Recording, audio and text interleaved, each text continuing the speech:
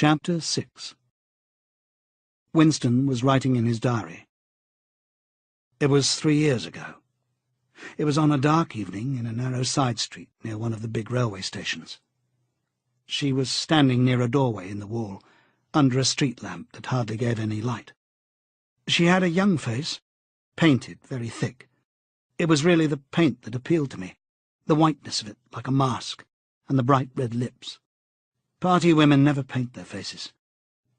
There was nobody else in the street, and no telescreens. She said $2. For the moment, it was too difficult to go on. He shut his eyes and pressed his fingers against them, trying to squeeze out the vision that kept reoccurring.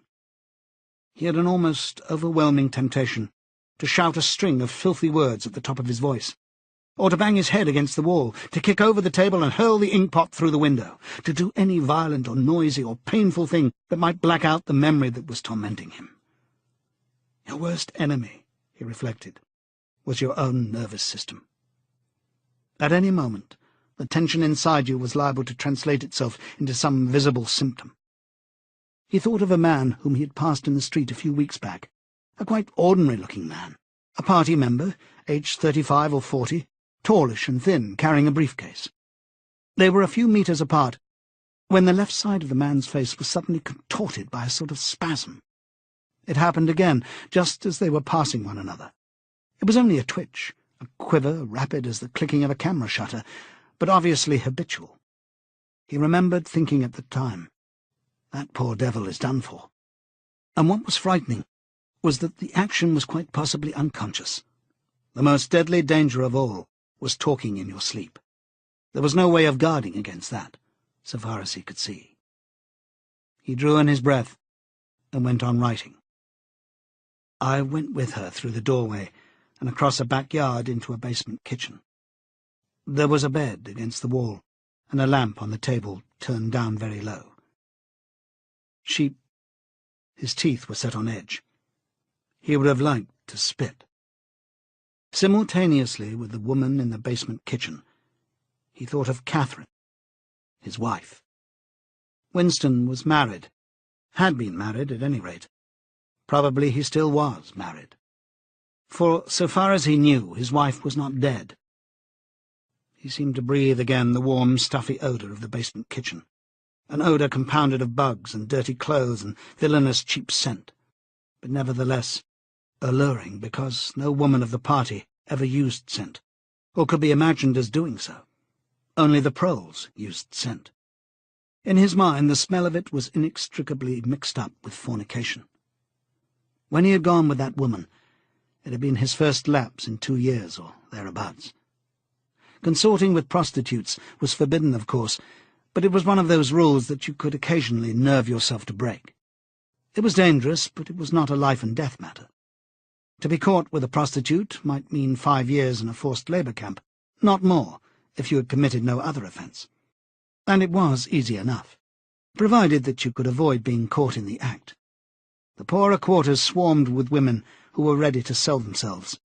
Some could even be purchased for a bottle of gin, which the Proles were not supposed to drink. Tacitly the party was even inclined to encourage prostitution, as an outlet for instincts which could not be altogether suppressed. Mere debauchery did not matter very much, so long as it was furtive and joyless, and only involved the women of a submerged and despised class.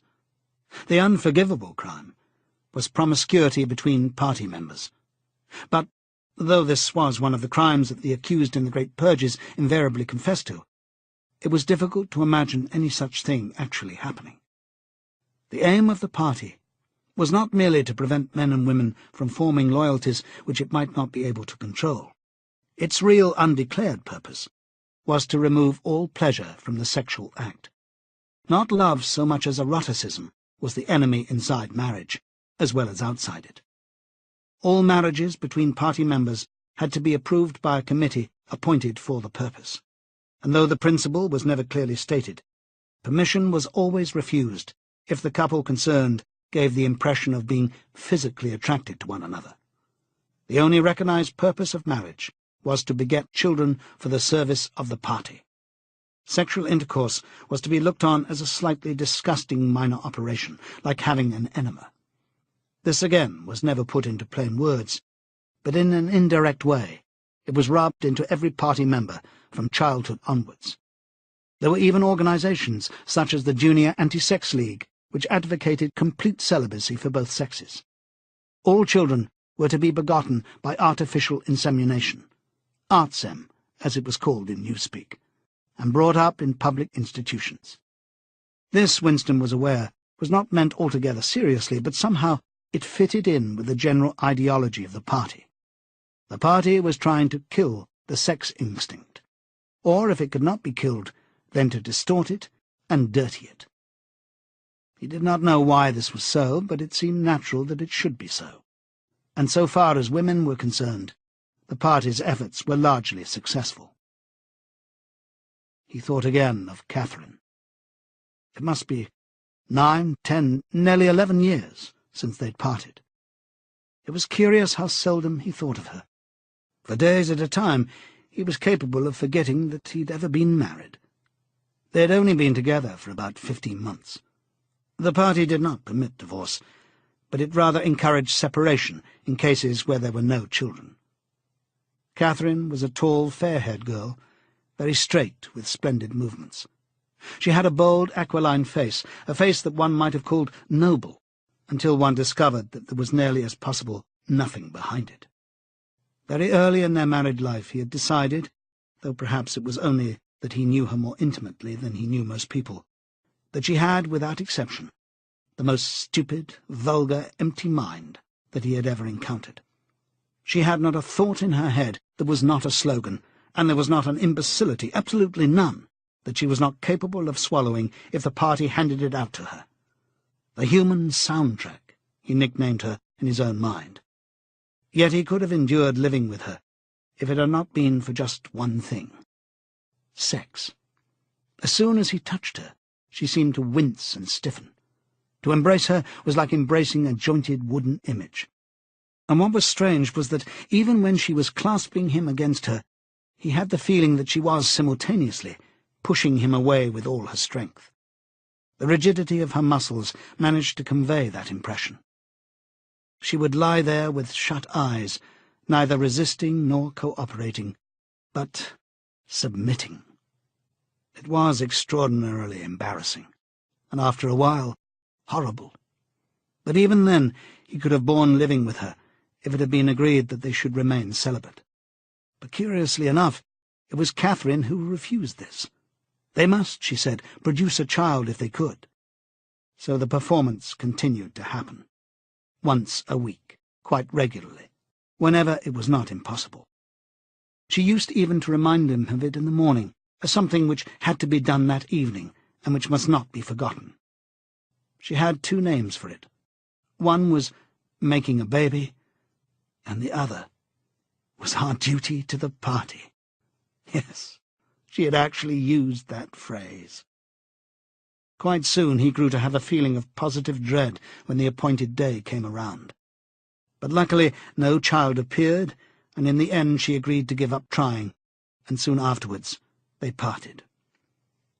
Winston sighed inaudibly. He picked up his pen again and wrote, "She threw herself down on the bed, and at once, without any kind of preliminary, in the most coarse, horrible way you can imagine, pulled up her skirt. He saw himself standing there in the dim lamplight, with the smell of bugs and cheap scent in his nostrils, and in his heart a feeling of defeat and resentment which even at that moment was mixed up with the thought of Catherine's white body frozen for ever by the hypnotic power of the party. Why did it always have to be like this? Why could he not have a woman of his own, instead of these filthy scuffles at intervals of years? But a real love affair was an almost unthinkable event. The women of the party were all alike. Chastity was as deeply ingrained in them as party loyalty. By careful early conditioning, by games and cold water, by the rubbish that was dinned into them at school and in the spies and the youth league, by lectures, parades, songs, slogans, and martial music, the natural feeling had been driven out of them. His reason told him that there must be exceptions, but his heart did not believe it. They were all impregnable, as the party intended that they should be. And what he wanted, more even than to be loved, was to break down that wall of virtue, even if it were only once in his whole life. The sexual act successfully performed was rebellion. Desire was thought crime. Even to have awakened Catherine, if he could have achieved it, would have been like a seduction, although she was his wife. But the rest of the story had got to be written down. He wrote, "I turned up the lamp. When I saw her in the light..." After the darkness, the feeble light of the paraffin lamp had seemed very bright. For the first time, he could see the woman properly. He had taken a step toward her, and then halted, full of lust and terror. He was painfully conscious of the risk he had taken in coming here. It was perfectly possible that the patrols would catch him on the way out. For that matter, they might be waiting outside the door at this moment. If he went away without even doing what he had come to do, it had got to be written down. It had got to be confessed. What he had suddenly seen in the lamplight was that the woman was old. The paint was plastered so thick on her face that it looked as though it might crack like a cardboard mask. There were streaks of white in her hair. But the truly dreadful detail was that her mouth had fallen a little open, revealing nothing except a cavernous blackness. She had no teeth at all. He wrote hurriedly, in scrabbling handwriting. When I saw her in the light, she was quite an old woman, 50 years old at least. But I went ahead and did it just the same. He pressed his fingers against his eyelids again. He had written it down at last. But it made no difference. The therapy had not worked. The urge to shout filthy words at the top of his voice was as strong as ever. Chapter 7. If there is hope,